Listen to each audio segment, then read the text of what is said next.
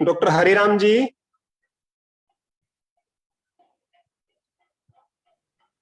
Hello. हाँ हरिराम जी। क्या sir मेरी आवाज सुन पा रहे हैं आप सब? बिल्कुल बिल्कुल, आप शुरू कीजिए। जी सर, धन्यवाद।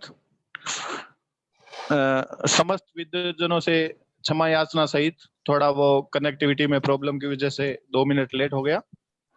जाम्बानी साहित्य अकादमी बीकानेर द्वारा आयोजित जाम्बानी साहित्य स्वाद संवाद श्रृंखला के भाग नंबर 44वें में उपस्थित सभी धर्म प्रेमी सज्जनों, गणमान्य नागरिकों, विद्वजनों, आप सबका इस आभासी मंच पर हार्दिक स्वागत, अभिनंदन। जैसी कि अपनी जाम्बानी परंपरा रही है, आप सबको न्यून प्रणाम। जाम्बानी साहित्य अकादमी द्वारा जारी मानव हितार्थ साहित्यिक उपदेशों, सेमिनारों, काव्य गोष्ठियों, संवाद श्रृंखला के माध्यम से गुरु जम्बेश्वर भगवान के उपदेशों, व्याख्यानों से आम जनता को किस प्रकार लाभान्वित और परिचित करवाएं, विश्व में सांप्रदायिक सौहार्द के साथ साथ आपसी भाईचारे को कैसे बढ़ाएं, यह सब अपना जाम्बानी साहित्य अकादमी का उद्देश्य हमेशा से रहा है और इसी कड़ी में यह व्याख्यान माला भी चल रही है। क्योंकि वर्तमान की भागदौड़ भरी जिंदगी में मनुष्य यह निर्धारण ही नहीं कर पाता कि वह अपने जीवन में आर्थिक, सामाजिक, धार्मिक, सांस्कृतिक कर्तव्यों का निर्वहन किस प्रकार सामंजस्य बैठा कर करे। तो जाम्बानी साहित्य अकादमी के इस पटल द्वारा मनुष्य की इस उधेड़ बुन को दूर करने के लिए समय समय पर विभिन्न आयोजन किए जाते रहे हैं। बहुत बहुत आभार जाम्बानी साहित्य अकादमी परिवार का, जिन्होंने आज के इस मंच संचालन के लिए मुझे यह सौभाग्य प्राप्त करवाया। आज के इस अपने प्रोग्राम का विषय रहेगा जाम्बानी मेलों का सांस्कृतिक महत्व। जाम्बानी सांस्कृतिक मेलों का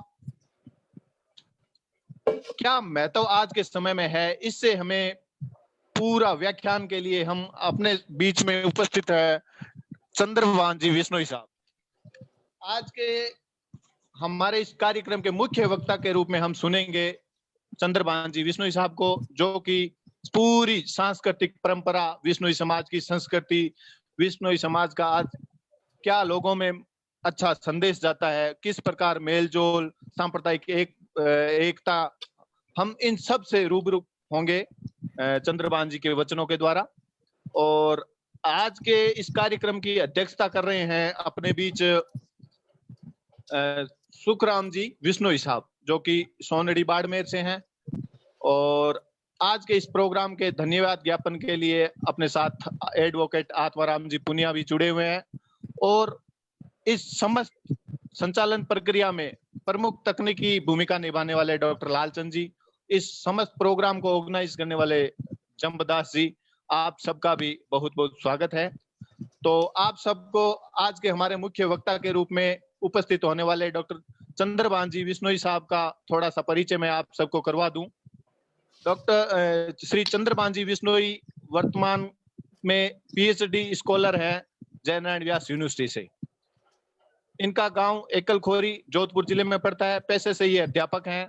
और श्री बिश्नोई जी आकाशवाणी जोधपुर में युवाणी कार्यक्रम के प्रस्तोता भी है। आप साहित्यिक, सामाजिक, धार्मिक कार्यक्रमों में वक्ता के रूप में अपनी उपस्थिति देते रहे हैं। विभिन्न विश्वविद्यालयों के सेमिनारों, जाम्बानी साहित्य अकादमी के कार्यक्रमों में अपनी सक्रिय भूमिका का निर्वहन करते रहे हैं। आप एक उभरते कवि के रूप में हिंदी काव्य मंचों पर अपनी एक अलग पहचान रखते हैं। साथ ही साथ आप एक अच्छे मंच संचालक भी हैं। आपने विश्वविद्यालय की एमए राजस्थानी में और एमए इतिहास में गोल्ड मेडल हासिल किया है। आप राष्ट्रीय पात्रता परीक्षा हिंदी और राजस्थानी विषयों से उत्तीर्ण कर चुके हैं। वर्तमान में आप जयनारायण व्यास विश्वविद्यालय जोधपुर से हिंदी कविता में प्रकृति चित्रण विषय पर शोध कार्य कर रहे हैं। यह परिचय अपने आप में कुछ कहने के लिए डॉक्टर श्री चंद्रभान जी बिश्नोई साहब का परिचय बहुत अच्छी तरह करवा देते हैं। अब हम सब के बीच उपस्थित है श्री चंद्रभान जी बिश्नोई साहब। मैं बड़े सादर भाव से निमंत्रण देता हूं कि आप मंच पर आए चंद्रभान जी। और आज का जो अपना मुख्य टॉपिक है सांस्कृतिक मेलों का महत्व, जाम्बानी सांस्कृतिक मेलों का। 35-40 या भाई कर बहुत है हेलो। धन्यवाद डॉक्टर हरिराम जी बिश्नोई साहब, जी स्वागत है सर और आपका। Thank you so much sir. और बहुत ही अच्छा लग रहा है कि आज आप इस वर्चुअल प्लेटफॉर्म पर साथ जाएंगे। डॉक्टर साहब, मेरी आवाज ठीक से पहुंच रही होगी आपके पास? हाँ सर, आ तो रही है, डॉक्टर थोड़ी सी हरिराम बीच में जी, कट रही है, थोड़ी सी सर कट रही है। या हो सकता है मेरे यहाँ नेटवर्क अब की प्रॉब्लम हो अब रहा। आवाज ठीक आ रही? हाँ अब आ रही है सर।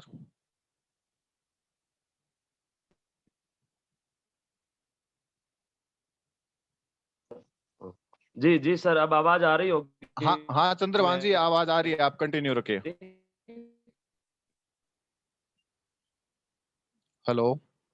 धन्यवाद सर, और मैं सभी का स्वागत करता हूं। हमारे जो ज्वाइन हुए हैं सभी का बहुत बहुत स्वागत करता हूं, और जामवाणी साहित्य अकादमी का धन्यवाद करता हूं।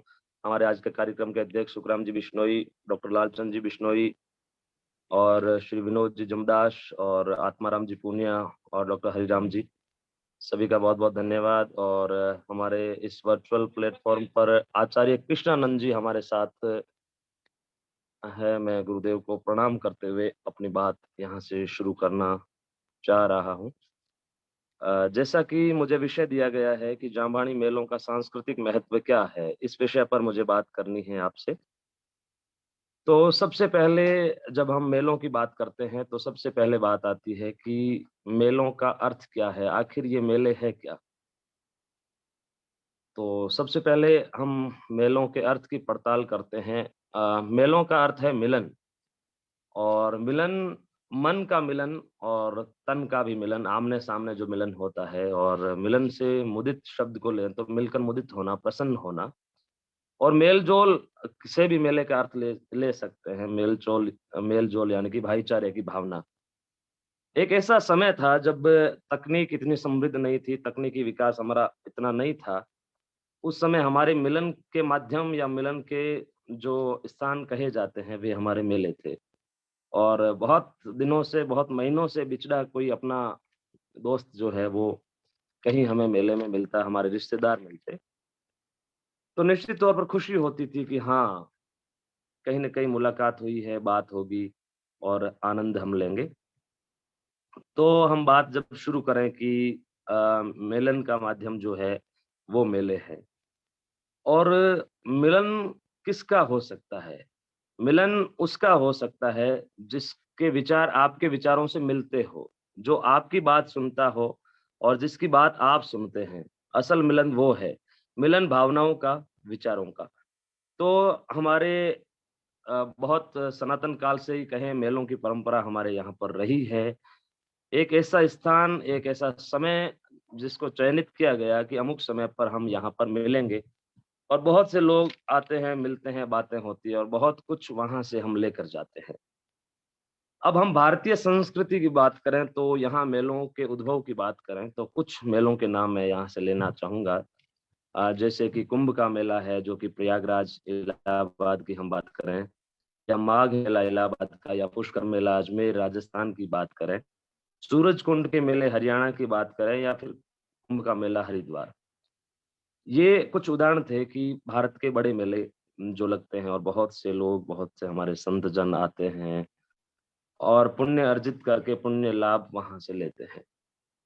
अब हम बात करते हैं मोटे-मोटे रूप में, एक एग्जाम्पल से ही हम समझते हैं कि मेलों की शुरुआत किस तरह से होती है। ऐसा नहीं है कि कोई भी मेला अमुक दिन, अमुक जगह पर तय कर दिया गया हो, 4 लोगों ने मिलकर और वहाँ हमेशा वर्ष में 1 बार या 2 बार मेला लगता हो।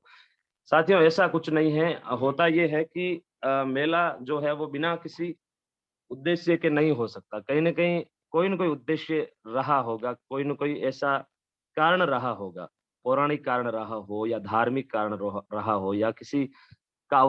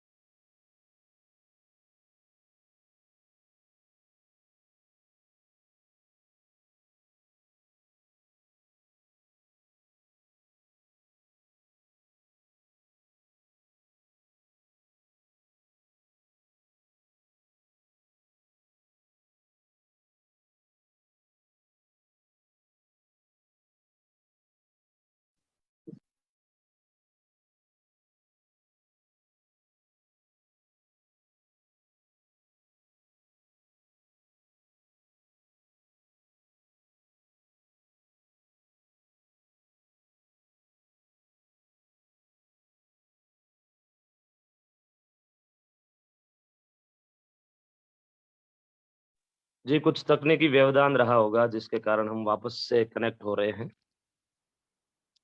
अ, तो मैं बात कर रहा था कि कोई न कोई एक ऐसा कारण होता है कि कोई मेला लगता है और बहुत से लोग वहाँ पर जाते हैं, क्योंकि इस संसार में कोई भी ऐसी चीज़ नहीं है जो बेवजह होती हो, और विशेषकर धार्मिक स्थलों पर जहाँ मेले लगते हैं, उनके पीछे कोई न कोई बड़ा कारण या बड़ा रहस्य होता है। कुंभ के मेले, कुंभ का शाब्दिक अर्थ होता है घड़ा, सुराही या फिर बर्तन। यह वैदिक ग्रंथों में पाया जाता है। इसका अर्थ है अक्सर पानी के विषय में लिया जाता है, या पौराणिक कथाओं में अमरता के अमृत के बारे में जब बात की जाती है तो कुंभ का नाम आता है।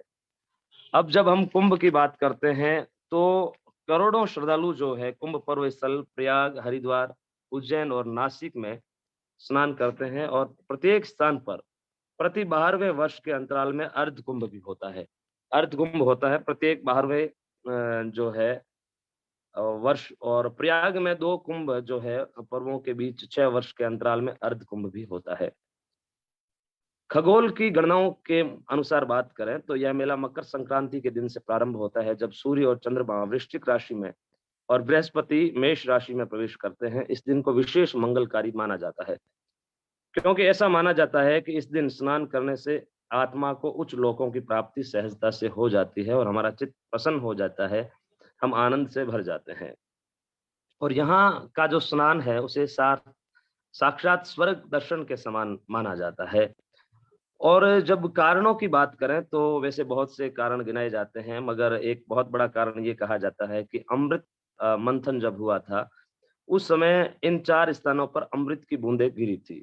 जिस समय देव और दैत्य के बीच युद्ध हुआ था अमृत मंथन में अमृत को लेकर के, उस समय इन 4 स्थानों पर जो है वो अमृत की बूंदें गिरी, और इसीलिए यहाँ पर जो है कुंभ मेला लगता है। और देव दानव 12 दिन तक युद्ध उनका होता रहा, और युद्ध में देवताओं, अब हम बात करते हैं देवताओं के 12 दिन जो है वो 12 वर्ष तुल्य होते हैं, इसलिए कुंभ भी 12 है।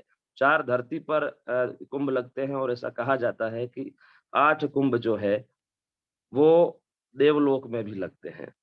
यहाँ हम बात करें तो विशेष रूप से कुंभ में विभिन्न तरह की झलकियां देखते हैं, हम झांकियां देखते हैं, और बहुत कुछ वहां पर होता है, जैसे गौ पूजन भी होता है, वहाँ संतों का पूजन भी होता है। तो ये एक कुंभ के मेले से बात शुरू करने का हमारा अभिप्राय यह था कि हम मोटे-मोटे रूप में ये समझ सकें कि आखिर मेले क्यों लगते हैं और इनके पीछे का जो कारण है, वो क्या है?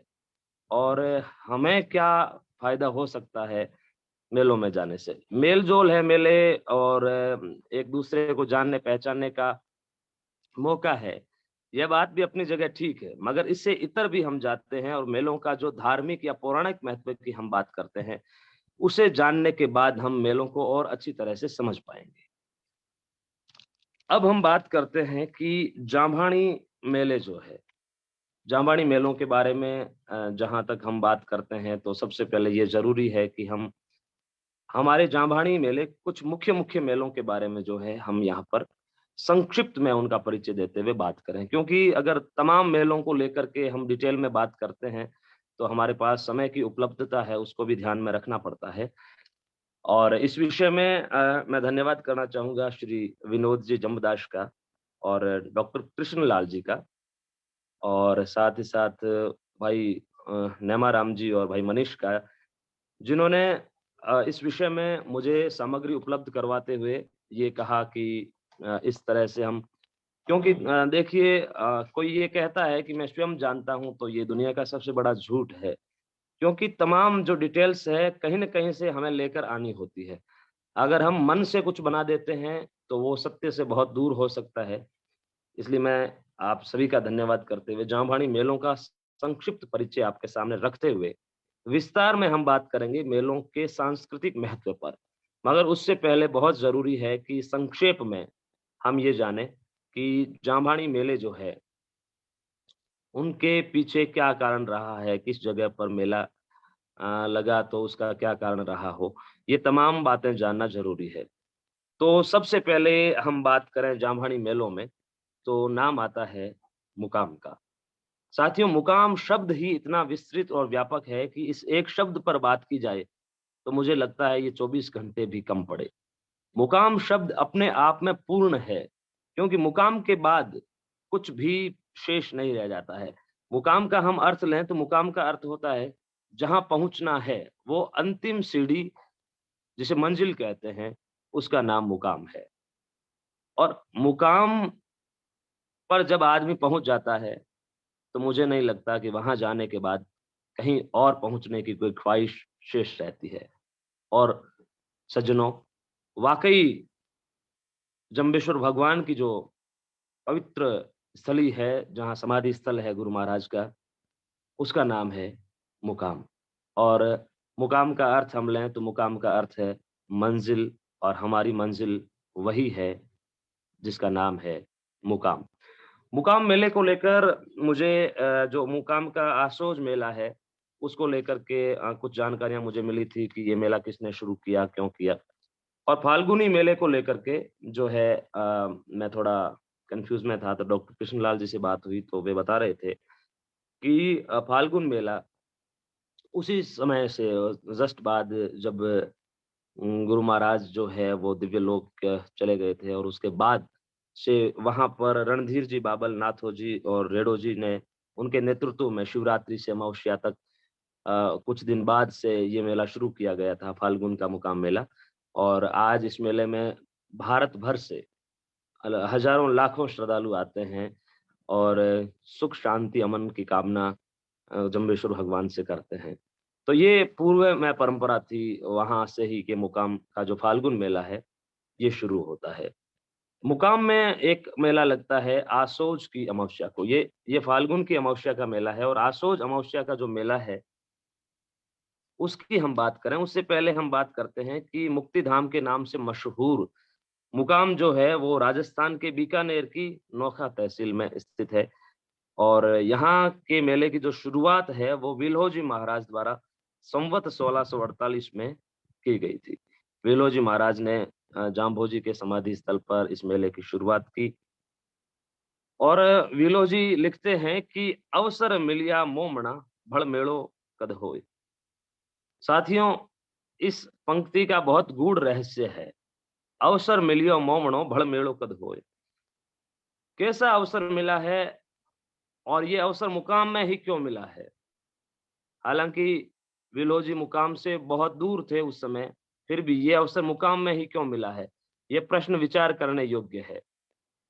अब विल्होजी जब ये कहते हैं कि अवसर मिलियो मोमणा भड़ मेड़ो कद होय, ये अवसर जो मिला है इसे खोना नहीं है। कारण क्या है कि ये ज्ञान चर्चा का अवसर है, ये साधकों से भेंट का अवसर है।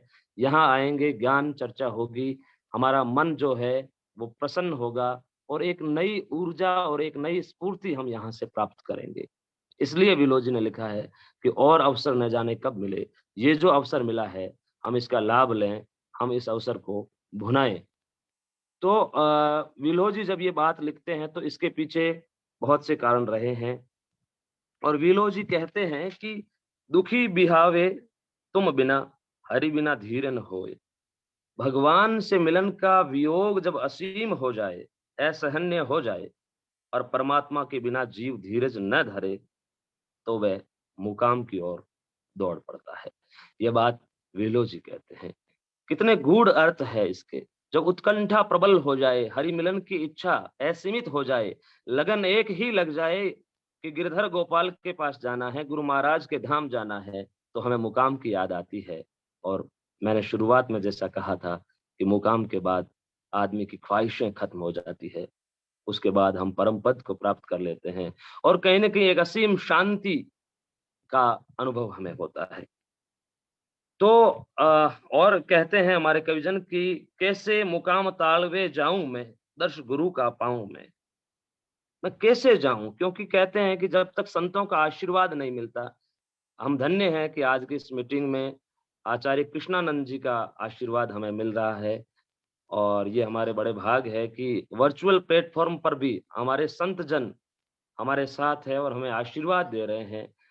तो संतों के जब तक आशीर्वाद नहीं होता है, संतों का आशीर्वाद, जब प्रभु कृपा होती है तो संतों के दर्शन होते हैं, और संतों के दर्शन होते हैं तो हम मुकाम भी जा पाते हैं, समरातल धोरे भी जा पाते हैं। तो साथियों, धन्य परेवा बापड़ा थारो वासो थान मुकाम चूर्ण चुगे गुटका करे सदा चितारे श्याम। हमारे कविजनों ने यह भी कहा है कि वो परिंदे जो बेजुबान है, जो बोल नहीं सकते हमारी तरह, मगर वहां समराथल में, मुकाम में जो चुग्गा, जो चूर्ण श्रद्धालु लेके जाते हैं, वो पंखेरु उस चूर्ण को चुगते हैं और श्याम का स्मरण करते हैं, जम्बेश्वर भगवान का स्मरण करते हैं। और मुकाम के पास ही ताड़वा गांव है और कहा जाता है कि जांभो जी ने दिव्य लोक जाने से पहले समाधि के लिए खेजड़ी और जाल के वृक्ष को निशानी के रूप में बताया था और कहा था कि वहां 24 हाथ की खुदाई करने पर शिव जी का धूणा और त्रिशूल मिलेगा। खुदाई में जो त्रिशूल मिला वही समाधि पर बने मंदिर के गुंबद पर लगा है। खेजड़ी जो है वो मंदिर परिसर में स्थित है। तो साथियों, ये बात हमने मोटी मोटी की मुकाम के बारे में, और मुकाम के बारे में बात हमने की, मगर मुकाम जाने का आनंद क्या है, वहां जाने से कितनी ऊर्जा को हम अपने भीतर पाते हैं और हम नहीं रहते हैं, हम वो हो जाते हैं। तो मुकाम की महिमा है वो अनंत है, क्योंकि मुकाम नाम ही मुक्ति धाम का है। साथियों, मुकाम से हम सीधे चलते हैं समरातल धोरे की ओर।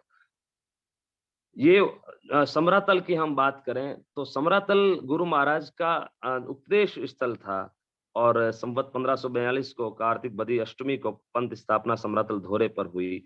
और समरातल धोरे की ऊंची चोटी जहां बैठकर जांभो जी उपदेश देते थे, वहां पहले एक गुमटी थी और अब भव्य मंदिर है। इस मंदिर निर्माण में ब्रह्मलीन स्वामी चंद्र प्रकाश जी और स्वामी राम प्रकाश जी का महत्वपूर्ण योगदान है।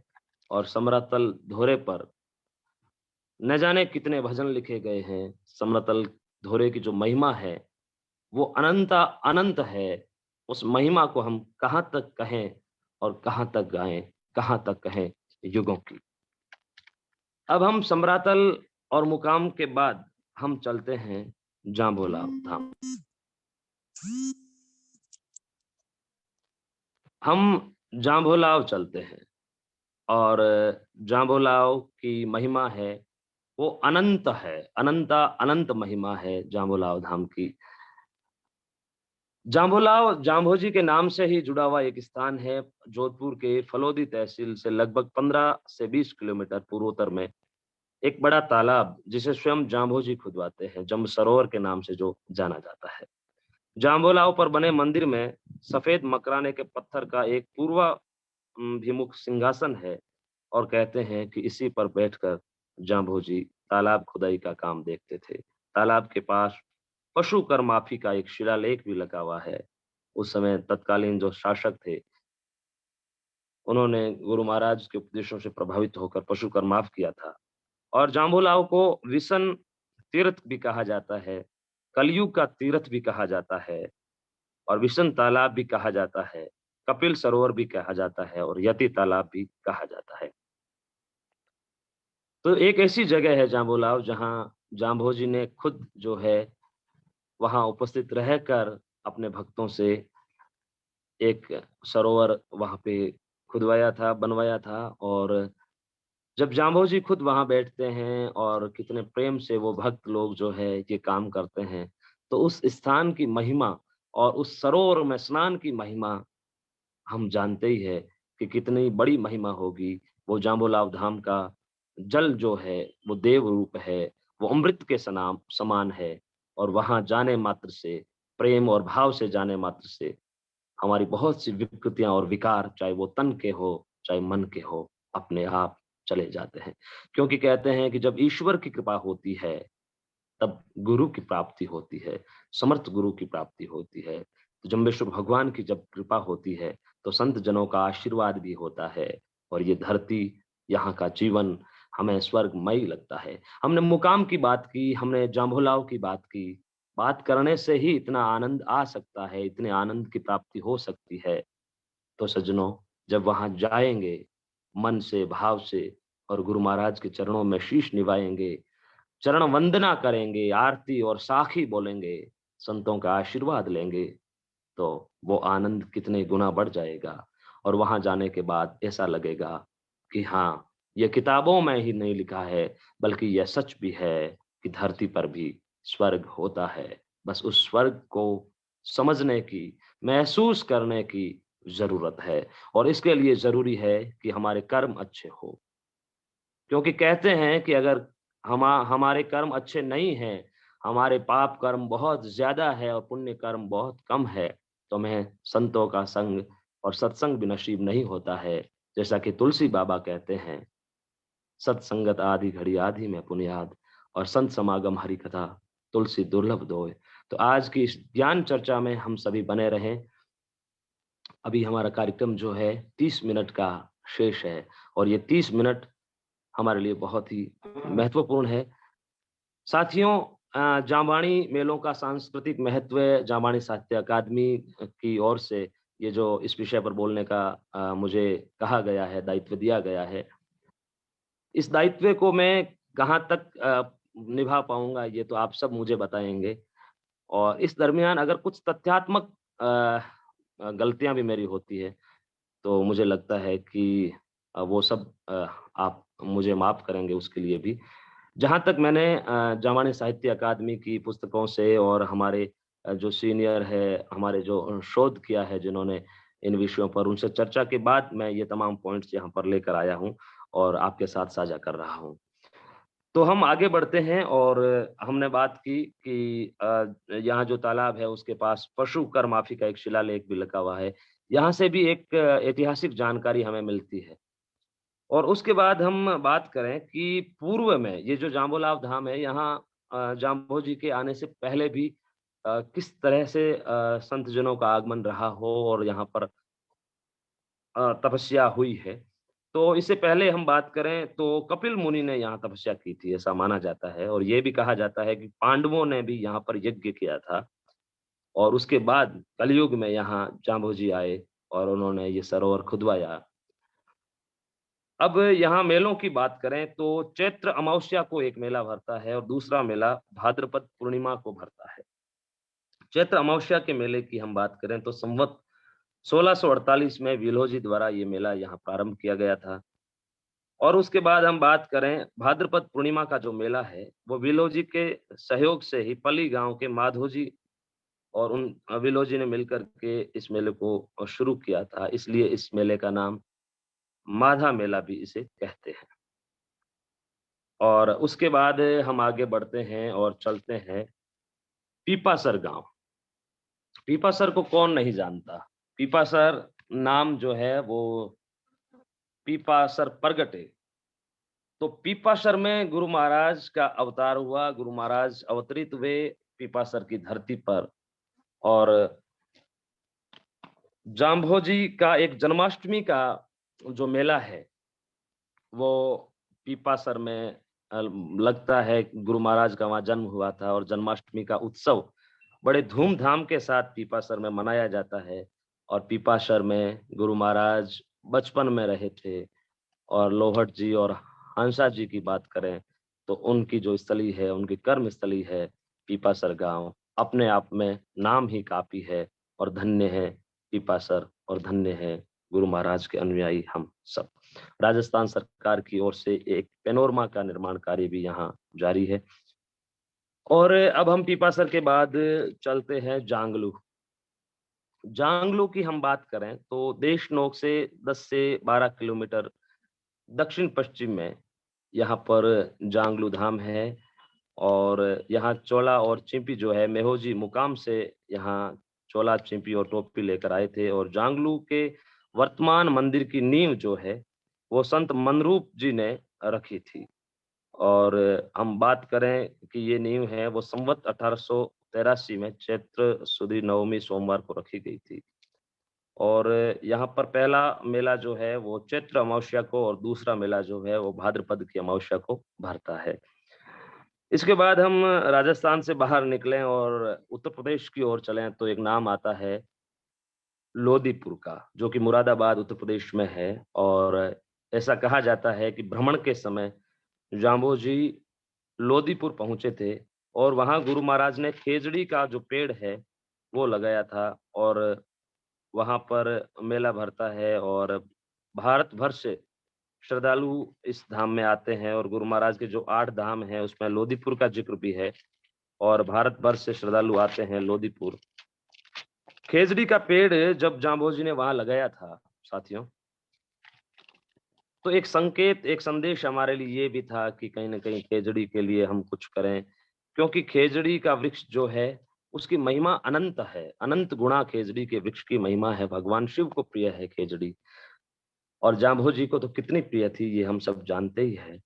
उसके बाद हम लालासर चलते हैं, तो निर्वाण स्थल जांबोजी का लालासर में, और कहते हैं कि लालासर में हरी कंकेड़ी के नीचे ही जांबोजी जी ने अपना शरीर त्यागा था और वे दिव्य लोक की ओर प्रस्थान किए थे।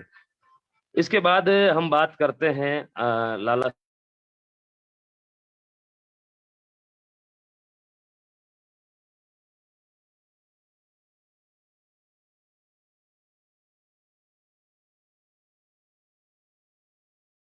फोन कॉल आने से थोड़ा व्यवधान हो गया था, माफी चाहता हूँ। उसके बाद हम बात करते हैं रोटू की। रोटू जो कि नागौर में है, और जांबोजी ने अक्षय तृतीया विक्रम संवत 1572 को जोखे भादु की बेटी उमा नौरंगी का भात भरा था, और लोगों की प्रार्थना पर वहां पर खेजड़ियों का बाग लगाया था। साथियों, खेजड़ी का जिक्र बार बार आ रहा है, तो एक बहुत बड़े मेले जो कि जाम्बानी परंपरा में ही कहा जाएगा, जिसका नाम है खेजड़ली। जी हाँ, उस मेले की बात जब हम नहीं करते हैं तो ऐसा लगता है कि हमारी चर्चा अभी अधूरी है। हम चलते हैं उस दिव्य स्थान की ओर जिसका नाम है खेजड़ली। जी हाँ, यह स्थान भारतवर्ष के राजस्थान की भूमि के जोधपुर का एक गांव है जिसका नाम है खेजड़ली। एक ऐसा गांव जिसकी छाप विश्व पटल पर है। विश्व के हर एक कोने में जब भी पेड़ों के लिए शहादत का जिक्र होता है, पेड़ों के लिए कुर्बानी की बात आती है, पर्यावरण संरक्षण की बात आती है, तो खेजड़ली की बात के बिना वो बात अधूरी रहती है। ये हमारा सौभाग्य है, औभाग्य है कि खेजड़ली एक ऐसी जगह, एक ऐसा स्थान जो वाकई युगों तक, सदियों तक और इस सृष्टि के रहने तक वो खेजड़ली नाम ही हमें प्रेरणा देता रहेगा। खेजड़ली खदाने की घटना जोधपुर शासक अभय सिंह के शासनकाल की है। संवत 1787 में राजा अभय सिंह के वजीर गिरधरदास भंडारी अपने मजदूरों के साथ खेजड़ली पहुंचा, और उस समय खेजड़ी के वृक्षों पर जब कोशिश की कि खेजड़ी के वृक्षों को काटा जाए, उसी समय मां अमृता अपनी बेटियों के सहित बाहर आई और कहा कि खेजड़ी को काटने से पहले आपको हमें काटना होगा, पहले हमारा शीश लीजिए और उसके बाद खेजड़ी के प्राण लीजिए। धन्य है मां अमृता। और मां अमृता के साथ बहुत से 84 गांवों के बिश्नोई लोगों ने शहादत दी, अपने प्राण न्योछावर कर दिए खेजड़ी के लिए। धन्य होंगे वे लोग जिन्होंने कहा, सिर साटे रूंक रहे तो भी सस्तो जान।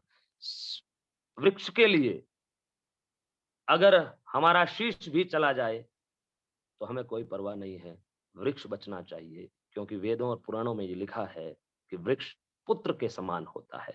जिस तरह से एक पिता का दायित्व होता है, एक मां का दायित्व होता है अपने पुत्र की हर संकट से रक्षा करना, उसी प्रकार जांबोजी के अनुयायी ही नहीं, मैं तो कहूंगा विश्व के प्रत्येक मनुष्य का यह कर्तव्य है कि वो वृक्षों के लिए अपने प्राण तैयार रखें। प्रकृति के लिए जितना वो दे सकता है उतना कम है। जांबोजी एक बात कहते हैं कि प्रकृति के करीब रहिए, प्रकृति से जुड़े हुए रहिए। आज हम देखते हैं शहरों की क्या स्थिति है, धूप, गर्मी, घुटन, पसीना है, जिंदगी जून का महीना है। कितनी घुटन है, कितनी परेशानी है। हम सुनते हैं कि ग्लोबल वार्मिंग की वजह से धरती का तापमान लगातार बढ़ता जा रहा है।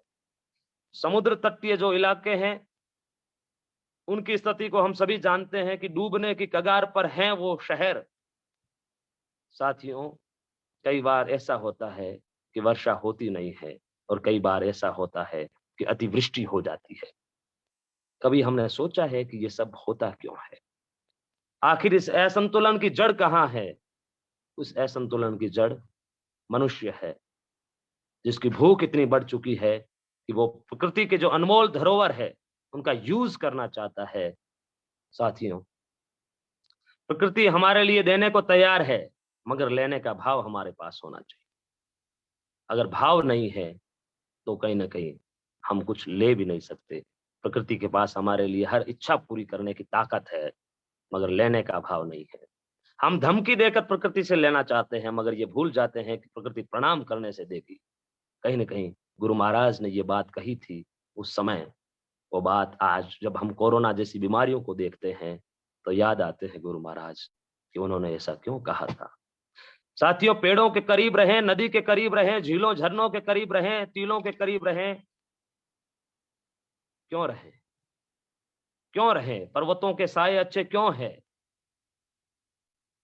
ये आकाश, धरती, जल, अग्नि, वायु, हमारा शरीर जो इन पंचभूत तत्वों से बना है, ये प्रकृति ही तो है। और हम इसी का गला घोंटते समय ये नहीं सोचते कि गला आखिर हमारा ही घोंटा जा रहा है। तो हम खेजड़ली की घटना की बात कर रहे थे, तो भादवा सुदी 10वीं मंगलवार को 363 लोगों ने अपनी शहादत दे दी और सन 1798 से भादवा दशमी को ये मेला भरता है। संत कुमार जी राहड़ का विशेष योगदान है इस मेले में। साथियों, मेलों की चर्चा तो और भी है, जैसे कि लोहावट साथरी की बात करें, या अभी हमारे कृष्णलाल जी बता रहे थे कि नीम गांव मध्य प्रदेश में मेला लगता है। हिसार में जन्माष्टमी का बहुत बड़ा उत्सव होता है। तो ऐसे बहुत से मेले, लोहावट के साथरी की हम बात करें, या फिर बाड़मेर साइड में हम बात करें, तो वहां पर भी जांबोजी के बहुत से मेले शुरू हुए हैं और हो रहे हैं। और साथियों, इन मेलों पर जितनी बात करें कम है। और जब हम खेजड़ली की बात कर रहे हैं तो महत्व बताऊं मैं मेलों का, उससे पहले खेजड़ली को समर्पित कुछ मेरी पंक्तियां जो मैंने लिखी है राजस्थानी में, वो आपको सौंपना चाहूंगा। उसके बाद मेलों के महत्व पर हम जाएंगे। खेजड़ी महिमा रो काई करूं बखान, खेजड़ी महिमा रो काई करूं बखान, आ प्यारी खेजड़ म्हारी है गुणारी खान। के भोले ने प्यारी खेजड़ी, भोले यानी शिव जी को, भोले ने प्यारी खेजड़ी, सारे जग सुन्यारी खेजड़ी, सब जीवारी करे रुखाली, आ मरु भोमरी म्हारी खेजड़ी। और आगे मैंने लिखा है कि खेजड़ थार रो श्रृंगार, खेजड़ थार रो श्रृंगार, खेजड़ खुशियां रो अंबार, खेजड़ कालजिएरी कोर, खेजड़ ऊपर नाचे मोर, के खेजड़ खोखारी खान, आपा राखा इन रो मान। और आखिर में मैं लिखियो है कि खेजड़ थारो रूप है सब सुन्यारो, खेजड़ थारो रूप है सब सुन्यारो, नित शीश निभाऊं वो है बड़भाग भारो। और यही जांबोजी कहते हैं, प्रकृति को बचाएं, प्रकृति को प्रणाम करें। तो मेलों की इस संक्षिप्त चर्चा के बाद हम मेलों के सांस्कृतिक महत्व की ओर बढ़ते हैं। धन्यवाद भाई उगम सिंह जी, और सभी का धन्यवाद करना चाहूंगा जो बड़े प्रेम से सुन रहे हैं। मेलों के सांस्कृतिक महत्व की हम बात करें तो हम भारतवर्ष की बात करें तो यहाँ की सनातन संस्कृति में, हमारे वेद और पुराणों में धार्मिक स्थलों का जो महत्व बताया गया है, और वहां पर मेलों का महत्व भी बहुत ही उम्दा अंदाज में कहा गया है। हम बहुत सामान्य सी कुछ बातें यहाँ करने वाले हैं कि मेलों का क्या महत्व है और मेले हमारे लिए क्यों जरूरी है। संस्कृति को बचाने के लिए, संस्कृति को संरक्षित करने के लिए, संस्कृति का हस्तांतरण करने के लिए, एक पीढ़ी से दूसरी पीढ़ी में संस्कृति और हमारे जो अच्छे विचार है, हमारे जो संस्कार है, हमारी जो परंपराएं हैं, उन्हें ले जाने के लिए। परंपराओं का जिक्र आता है तो मुझे 4 पंक्तियां याद आती है कि हम क्या थे और क्या हो गए। मैंने लिखा है कि पीपल की पूजा, पेड़ों को पानी, अब इतिहास हो गया। पीपल की पूजा, डॉक्टर राजा राम जी धन्यवाद। हाँ, मैं लिख रहा था कि पीपल की पूजा, पेड़ों को पानी, थोड़ा व्यवधान हुआ बीच में, माफी चाहूंगा।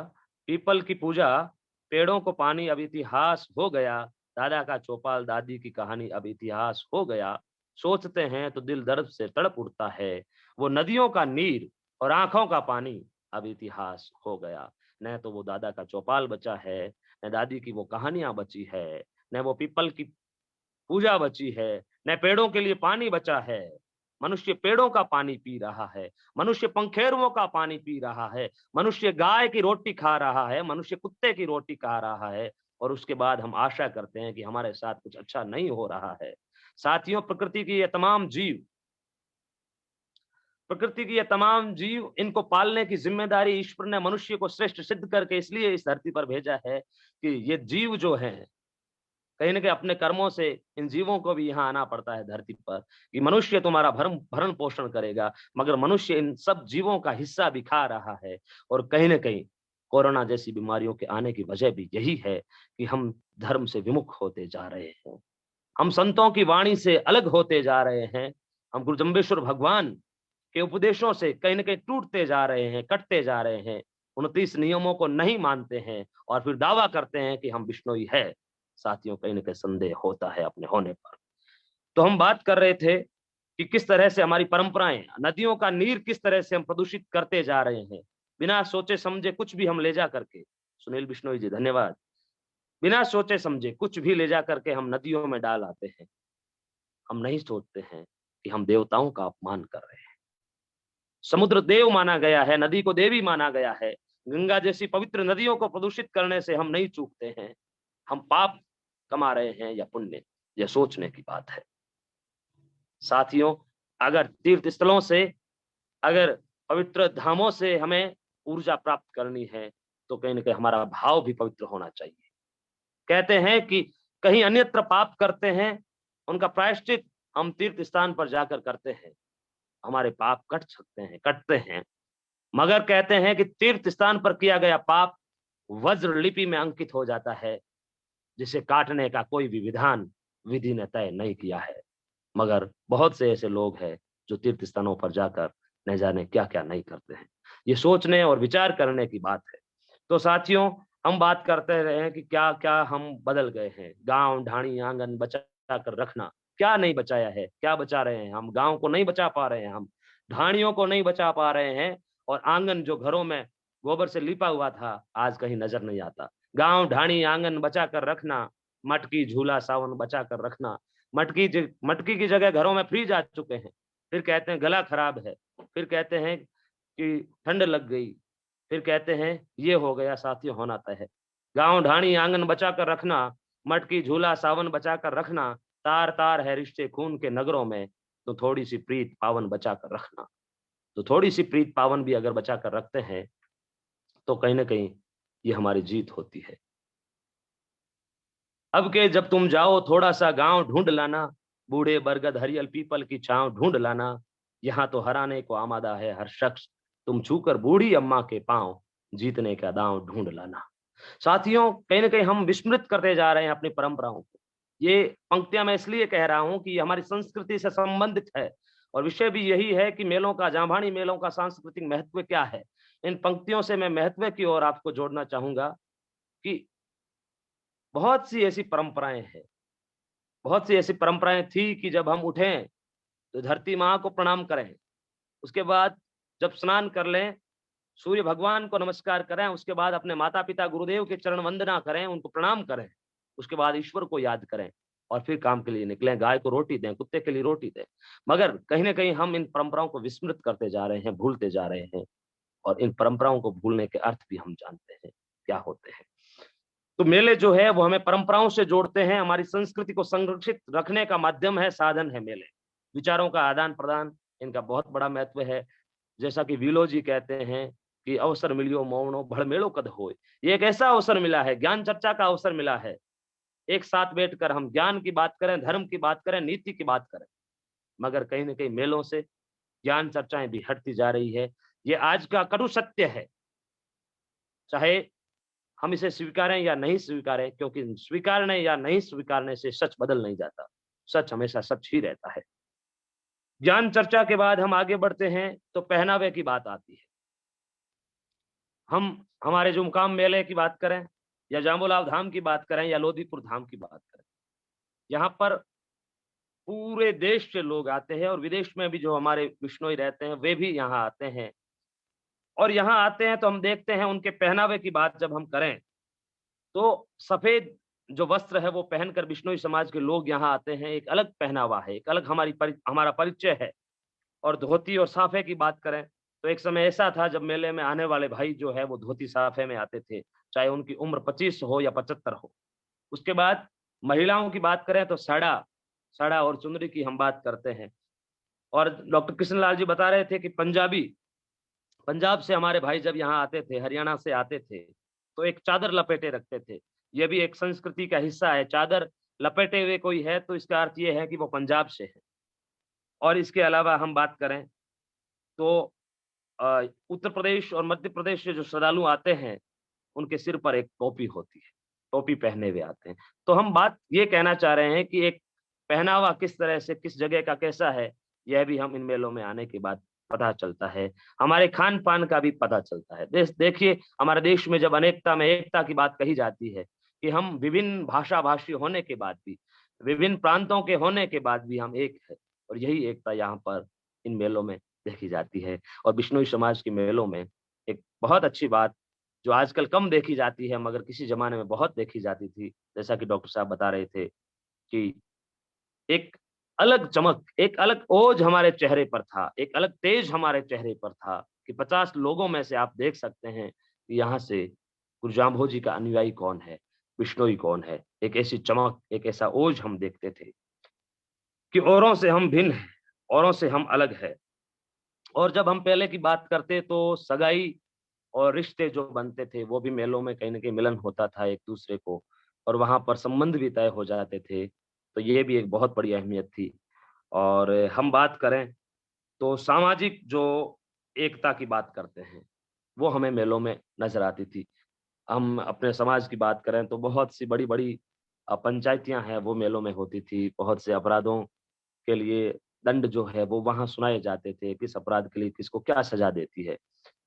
तो इससे एक भय था लोगों में कि हम कुछ गलत करेंगे तो कहीं न कहीं पूरे समाज के सामने हमें कहा जाएगा कि आप गलत कर रहे हैं और उस गलत करने की सज़ा भी हमें मिलेगी।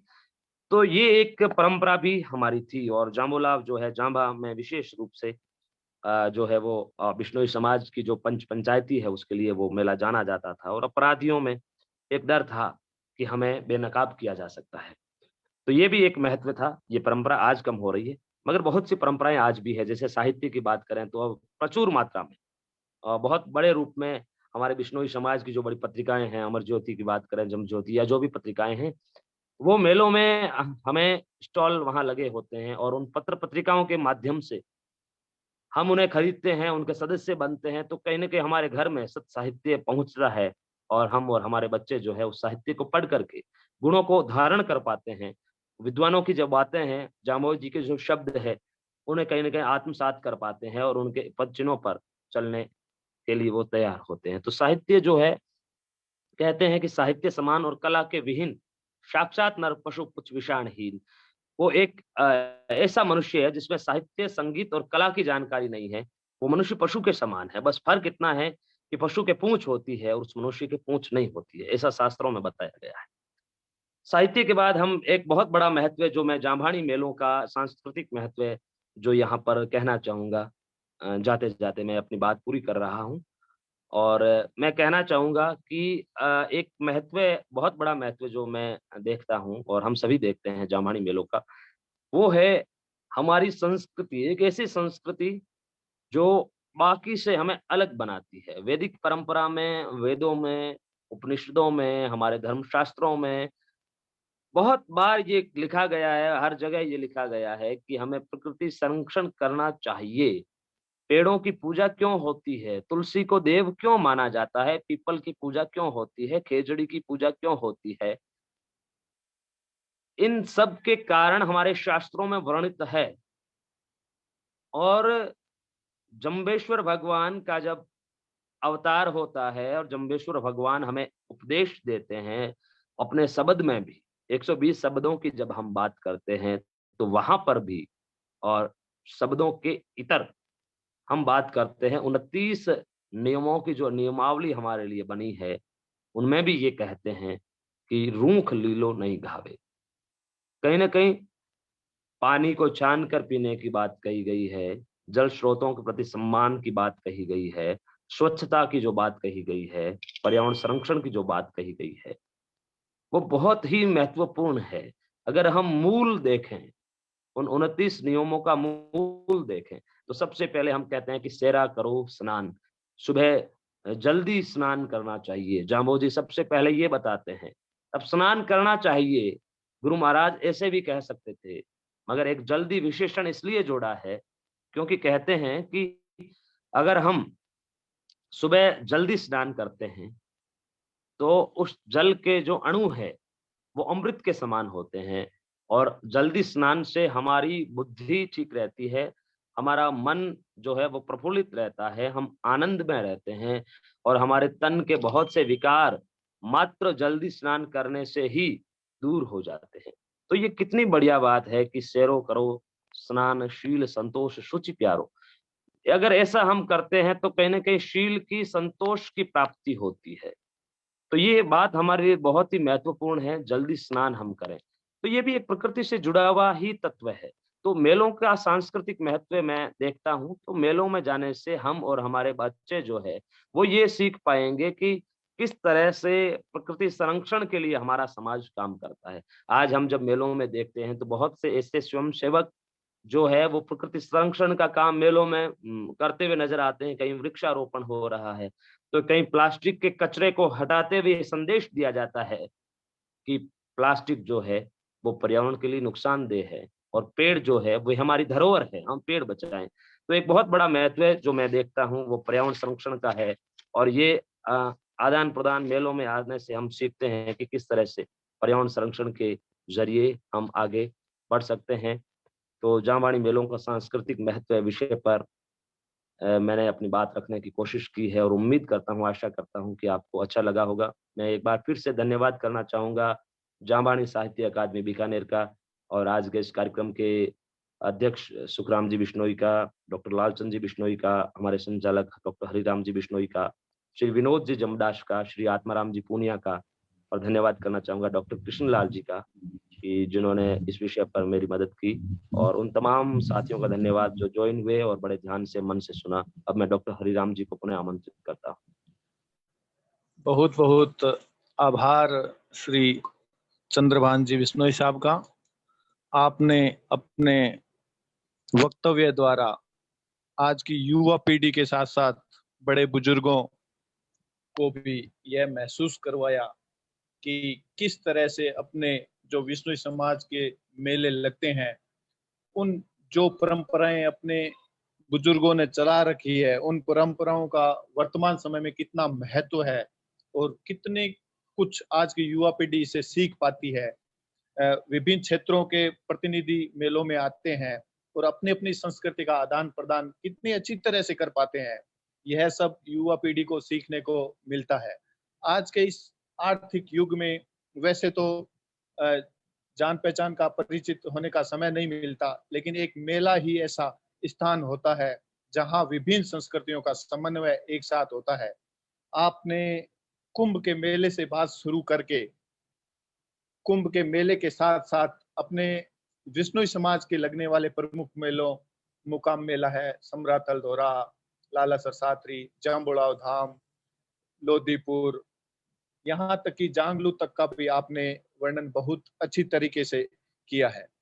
आपने कम समय में ही बहुत ही अच्छी प्रस्तुति हमारे सामने रखी और आपने अपना अमूल्य समय भी जामवाणी साहित्य अकादमी के इस मंच के द्वारा मंच को प्रदान किया। आपका बहुत बहुत आभार श्री चंद्रभान जी बिश्नोई साहब।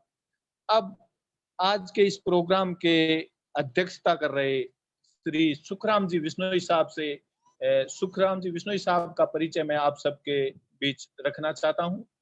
श्री सुखराम जी बिश्नोई आज के इस कार्यक्रम की अध्यक्षता कर रहे हैं और जो कि सेवानिवृत्त व्याख्याता है सोनड़ी बाड़मेर से।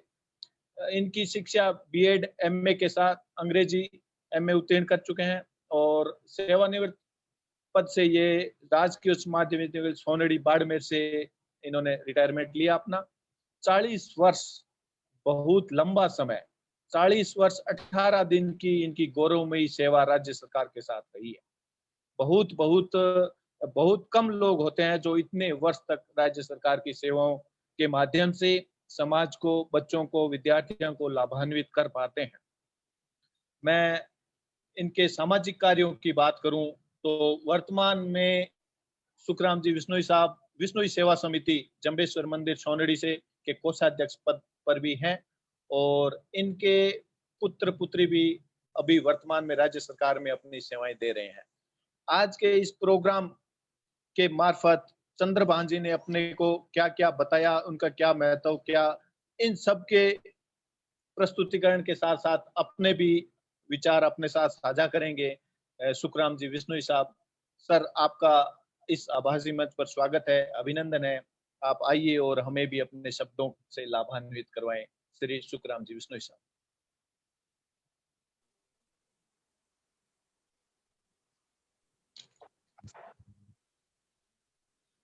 नमस्कार। जामवाणी साहित्य परिषद बीकानेर द्वारा आयोजित संवाद श्रृंखला भाग 44 मंच पर हमारे भी अपनी गरिमा में उपस्थिति दर्ज करा रहे स्वामी आचार्य कृष्णानंद जी के चरणों में मेरा नमन। साथ साथ में आज के इस कार्यक्रम के मुख्य वक्ता समाज के नवोदित कवि और साहित्यकार श्रीमान चंद्रभान जी बिश्नोई, आज के इस कार्यक्रम के संयोजक विनोद जमदास अकादमी के प्रवक्ता तथा आज के कार्यक्रम का बहुत ही सुव्यवस्थित ढंग से संचालन कर रहे डॉक्टर हरिराम जी तथा कार्यक्रम के तकनीकी प्रबंधक की जिम्मेदारी निभा रहे डॉक्टर लालचंद जी बिश्नोई, आत्माराम जी पूनिया तथा समस्त आज के इस कार्यक्रम से जुड़े हुए विद्वान साथियों, बिश्नोई समाज के बंधुओं को मेरा नमन, नूर प्रणाम। जामवाणी साहित्य परिषद बीकानेर के द्वारा स्वाद श्रृंखला भाग 44 में आज का जो विषय था जामवाणी मेलों का सांस्कृतिक महत्व, इस पर हमारे समाज के नवोदित कवि और साहित्यकार श्रीमान चंद्रभान बिश्नोई जी ने एक बहुत ही अच्छा ज्ञानवर्धक, सार्थक और एक बौद्धिक उद्बोधन दिया। आपने अपने उद्बोधन में मेलों के अर्थ से अपना उद्बोधन शुरू करते हुए भारतवर्ष में लगने वाले प्रमुख मेलों का उदाहरण देकर के विशेष तौर से कुंभ मेले के बारे में आपने विस्तार से बताया तथा साथ साथ में आपने हमको ये भी बताने का प्रयास किया कि जहां कहीं भी भारतवर्ष में या जहां कहीं भी किसी समाज में जो मेले लगते हैं, उन मेले लगने के पीछे जरूर कोई विशेष कारण रहा होगा या कोई विशेष उद्देश्य को लेकर के ही मेलों का आयोजन होता है। आपने बहुत ही अच्छी तरह से जामवाणी मेलों का परिचय कराते हुए हमारे समाज के प्रमुख मेला आसोज और फागुनी अमावस्या को लगने वाला मेला मुकाम के बारे में आपने बहुत ही शानदार तरीके से समझाने का प्रयास किया तथा विलोजीकृत साखी की पंक्तियों का उदाहरण देते हुए आपने इस मुकाम मेले के महत्व के बारे में बताया। साथ साथ में हमारे समाज के प्रमुख मेला समरातल धोरे पर जो मेला लगता है, उस मेले की महिमा के बारे में तथा साथ में चैत्र अमावस्या और भाद्रपद की पूर्णिमा के अवसर पर लगने वाला मेला जाम्बोला धाम मेले की महिमा और वहां पर जल सरोवर के जाने वाले के बारे में, महिमा के बारे में आपने बहुत विस्तार से हमें बताया।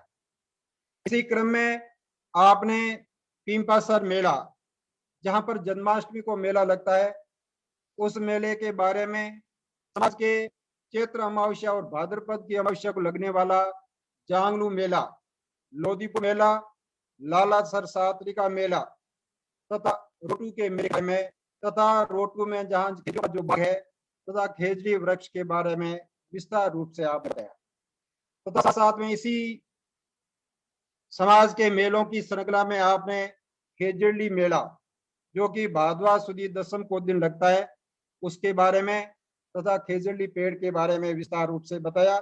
इसके साथ साथ आपने समाज के आपस में दूर दराज में जो अन्य छोटे बड़े जो मेले लगते हैं, उन मेलों के बारे में भी आपने विस्तार से बताया। उन मेलों का जो सांस्कृतिक महत्व है उसके बारे में भी आपने बताया। ये समाज के जो प्रमुख मेले हैं इनके बारे में बताया आपने।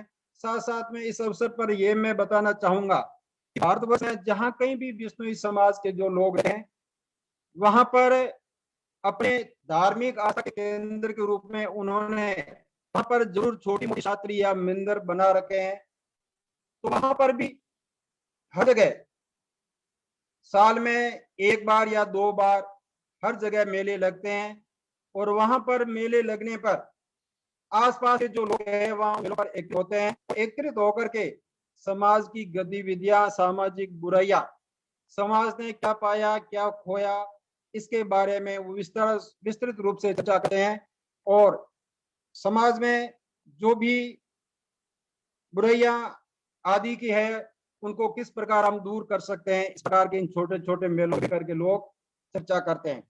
तो इस प्रकार जो भी ये हमारे समाज बड़े बड़े या जो भी छोटे जहां भी लगते हैं, इनका समाज में बहुत ही महत्व है।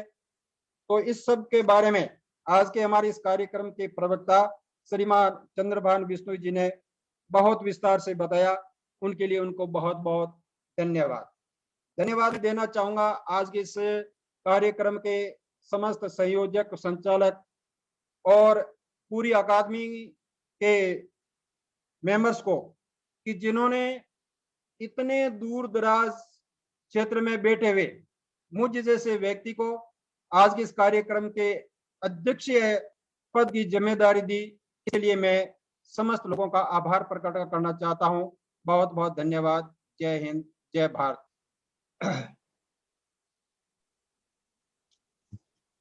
बहुत बहुत आभार सुखराम जी बिश्नोई साहब।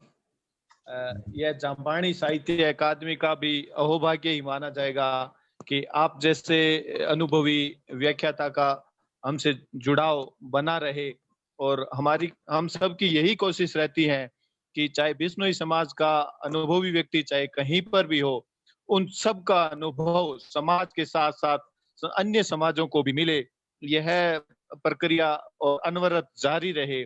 जाम्बानी साहित्य अकादमी का मेन उद्देश्य यही है कि बिश्नोई समाज का जो भी साहित्य है, गुरु महाराज का जो भी साहित्य है, गुरु महाराज के जो भी उपदेश हैं, उनके द्वारा मानव का किस प्रकार ज्यादा से ज्यादा हित किया जाए। तो हम सब परिवार की, जाम्बानी साहित्य अकादमी परिवार की यही कोशिश रहती है कि अपने समाज के खासकर युवा वर्ग को भी एकेडमी से जोड़ें और साहित्य के प्रति, गुरु जम्बेश्वर के उपदेशों के प्रति, नियमों के प्रति जानकारी मुहैया करवाएं। एक बार पुनः आपका आभार सुखराम जी बिश्नोई साहब, आपने अपना अमूल्य समय जाम्बानी साहित्य अकादमी परिवार का और आज के इस पूरे प्रोग्राम के जो भी अपने वक्ता, अध्यक्ष, उद्घोषण जो दिया, और तकनीकी प्रबंधक लालचंद जी का आभार व्यक्त करने के लिए अपने साथ एडवोकेट आत्माराम जी पूनिया साहब भी जुड़े हुए हैं। तो विधि सम्मत धन्यवाद ज्ञापन के लिए मैं बुलाने से पहले थोड़ा सा परिचय आप सबके बीच करवा देता हूं। आप श्रीमान जी आत्माराम जी पूनिया साहब है, एडवोकेट है, कुरुक्षेत्र इनका निवास है, भोडिया विष्णुयन जिला हिसार से ये हमारे साथ जुड़े हुए हैं, और वर्तमान में जाम्बानी साहित्य अकादमी की जो विधि समिति बनी हुई है, इनके संयोजक का ये पदभार संभाल रहे हैं। पूर्व इनकी सेवाओं में पूर्व उप जिला न्यायवादी हरियाणा सरकार में ये रह चुके हैं, और अखिल भारतीय बिश्नोई महासभा के भी ये पूर्व में सदस्य रह चुके हैं। इनके सामाजिक सरोकार बहुत ही ज्यादा सक्रिय ये रहे हैं, और पूर्व जिला अध्यक्ष भी ये रह चुके हैं पतंजलि योग समिति एवं भारत स्वाभिमान ट्रस्ट के। वर्तमान में भी जीव रक्षा सभा एवं बिश्नोई सभा कुरुक्षेत्र के ये सदस्य हैं, और अपनी सामाजिक सहभाव द्वारा जाम्बानी साहित्य अकादमी परिवार को हमेशा अपना तन मन धन से सहयोग देते रहे हैं। मैं सादर निमंत्रण देना चाहूंगा आत्माराम जी पूनिया साहब को, वो इस मंच पर आए और आज के जो अपने मुख्य वक्ता थे, अध्यक्ष थे सुखराम जी बिश्नोई साहब, और जाम्बानी साहित्य अकादमी परिवार के साथ साथ समस्त श्रोतागणों को विधि सम्मत धन्यवाद ज्ञापित करें। आदरणीय आत्माराम जी पूनिया साहब। सभी को सादर प्रणाम। सर आवाज आ रही है जी मेरी? डॉक्टर साहब आवाज आ रही है? आ रही है सर, आ रही है। परम आदरणीय मंच, परम आदरणीय अध्यक्ष महोदय जाम्बानी साहित्य अकादमी, कार्यक्रम के अध्यक्ष आज के सुखराम जी, संचालक मंडल, साहित्यकार, कविजन, लेखक, श्रोतागण व कार्यक्रम में अन्य सहयोगीगण, सर्वप्रथम मैं आयोजन मंडल का बहुत बहुत आभारी हूं, जो उन्होंने आज मुझे धन्यवाद ज्ञापित करने के लिए मेरा नाम रखा, और मेरा ये अहोभाग्य है कि ऐसी अच्छी संस्था में सहयोगी होने का मुझे मौका दिया गया है। जामबानी मेलों का सांस्कृतिक महत्व विषय पर साहित्य संवाद श्रृंखला 44वीं कड़ी में आज जो वक्ता श्री चंद्रभान जी, जो कि गोल्ड मेडलिस्ट भी रहे हैं, ने बहुत ही प्रभावशाली ढंग से विषय से संबंधित इतिहास के महत्व, संस्कृति आदि पर प्रकाश डालकर हमें लाभान्वित किया है। विशेष तौर पर उन्होंने मेलों के अर्थ, उसके स्थान का महत्व, कारण, उद्देश्य और संतों से ज्ञान चर्चा के मौके के बारे में इस संस्कृति से हमें परिचित कराया, और हमारा जो पहनावा है उसके संदर्भ में भी उन्होंने कुछ बातें बताई। उसके अलावा उन्होंने एकता में अखंडता में एकता की बात कही, और जीवन जीने की कला भी बताई। धर्म विमुख होने पर जो बीमारियां आती है उसके बारे में भी उन्होंने बताया, और उनकी कविता बड़ी शानदार रही, खासकर खेजड़ली कालाजियरी कोर, जो ये लाइन थी बहुत अच्छी थी।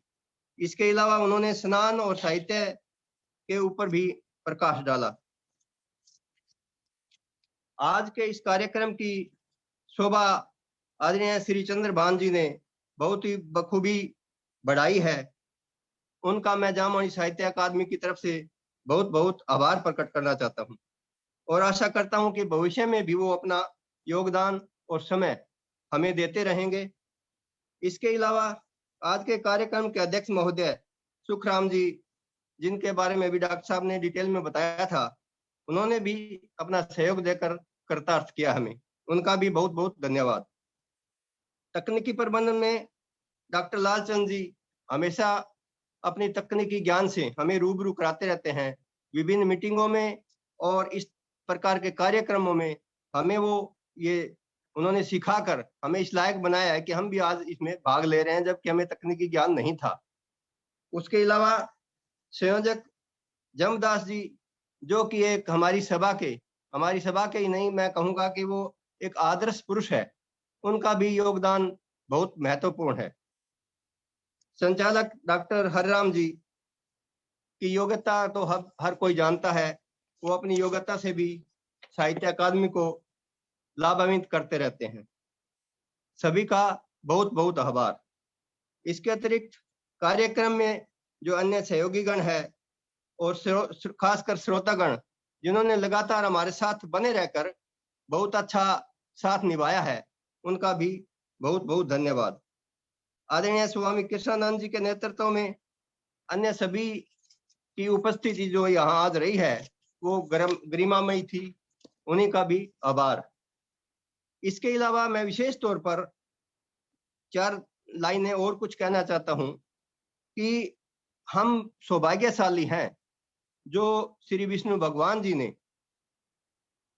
हमें एक ऐसे समाज देने के लिए गुरु जाम्बो जी महाराज को भेजा। विष्णु अवतार के रूप में वो स्वयं आए या उन्होंने जाम्बो जी महाराज को भेजा। उन्होंने आकर बिश्नोई समाज की स्थापना की, और वो ऐसा समाज है जिसने विश्व कल्याण की बात कही है, पर्यावरण कल्याण की बात कही है, और यहाँ तक कि जीव जंतुओं, पेड़ पौधों की रक्षा के लिए भी निर्देश दिए गए हैं। इसलिए मैं श्री विष्णु भगवान जी और जाम्बो जी महाराज का बहुत बहुत आभारी हूँ, और हम सभी की तरफ से नतमस्तक होकर उनके चरणों में धन्यवाद ज्ञापित करते हैं कि उन्होंने हमें ऐसे अच्छे समाज में जन्म दिया, जो कि हम सही कर्म करते हुए अच्छे रास्ते पर चलते हुए मोक्ष की प्राप्ति भी कर सकते हैं, जिसमें हमें अध्यात्म का ज्ञान भी है और जीने की कला भी दी गई है। उसके बाद में जब गुरुजी के उपरांत और गुरुजी के साथ जो उनके समकालीन संत थे, साहित्यकार थे, इतिहासकार थे, कवि थे, लेखक थे, उन सभी ने जो समाज के अंदर साहित्य में योगदान दिया है, उन सभी का भी बहुत बहुत आभार है। उनमें हमारे आदरणीय कृष्णानंद जी, उनका भी सहयोग रहा है, उनका भी आभार। अंत में जामवाणी साहित्य अकादमी के गठन के विचार करने वाले लोगों के प्रति भी मैं धन्यवाद ज्ञापित करना चाहता हूं, क्योंकि जो आज हम चर्चा कर रहे हैं वो चर्चा इसीलिए संभव है कि एक ऐसी संस्था के गठन का विचार आया जो कि बाद में जामवाणी साहित्य अकादमी के नाम से जानी गई। और इतना ही नहीं, अपने जो अखिल भारतीय महासभा है, जीव रक्षा सभा है और सेवक दल है, उसके उपरांत ये जो सभा का गठन हुआ है जामवाणी साहित्य अकादमी का, ये चौथा पाया है समाज का। और समाज आगे बढ़ने में इस संस्था की बहुत अच्छी महत्वपूर्ण भूमिका रही है। इसके अंदर कवियों, साहित्यकारों और जो बाद में कार्यकर्ताओं का योगदान रहा है, बहुत ही सराहनीय है। उन सभी का बहुत बहुत आभार है। उसके अलावा जो विभिन्न संस्थाएं हैं जिन्होंने सहयोग दिया है, जिसमें अखिल भारतीय बिश्नोई महासभा भी है, जीव रक्षा सभा भी है, उनके सदस्य भी हैं, और सेवक दल तो हमेशा हर जगह तैयार रहता है। बिश्नोई सभा हिसार, सिरसा, डबवाली, कांठ, राय सिंह नगर, पंजाब, नीमगांव, जंबेश्वर ट्रस्ट बीकानेर, अखिल भारतीय गुरु जंबेश्वर सेवक दल, सांचौर, बाड़मेर, सेड़वा और पिटकासनी, मुंबई, गोवा, दिल्ली, यहाँ तक कि सभी राज्यों से हमें जो सहयोग मिलता रहा है, हरियाणा, पंजाब, राजस्थान, गोवा, मध्य प्रदेश, महाराष्ट्र, उत्तर प्रदेश, यानी कि ऑल इंडिया से जो हमें सहयोग मिला है, सभी लोगों का बहुत बहुत आभार। एक बार पुनः सभी का आभार प्रकट करते हुए धन्यवाद ज्ञापित करना चाहता हूं। नमस्कार। बहुत बहुत आभार श्रीमान जी, एडवोकेट साहब आत्माराम जी पूनिया साहब का। वैसे तो विधि सम्मत आपने सबका आभार प्रकट कर दिया, लेकिन जैसा कि हम सबकी ये परंपरा भी रही है एक अच्छे व्यक्तित्व की, खुद का आभार व्यक्त प्रकट नहीं किया जाता, तो आपका आभार मैं प्रकट कर देता हूं सर।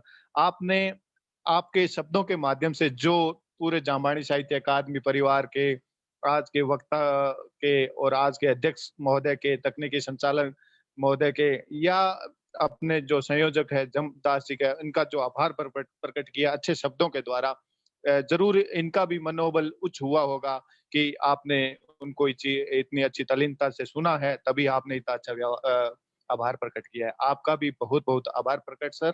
और आप ऐसे ही जामवाणी साहित्य अकादमी परिवार को अपनी सेवाएं समर्पित करते रहें, ऐसी शुभकामनाएं।